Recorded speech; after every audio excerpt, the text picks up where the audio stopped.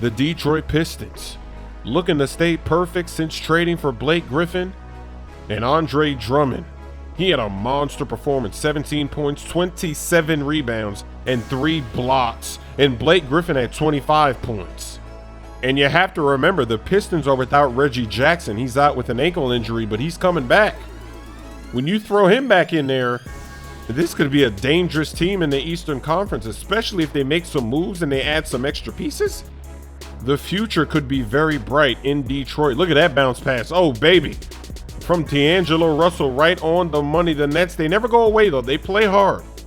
They might not win that many games this season, but they're competing and they're playing hard in every single game. It's nice to watch. Blake getting fancy. Pops the 3. Splash. Pistons up by 4, under 2 minutes to play. In the post, that's a clutch shot. Pistons win 5 in a row.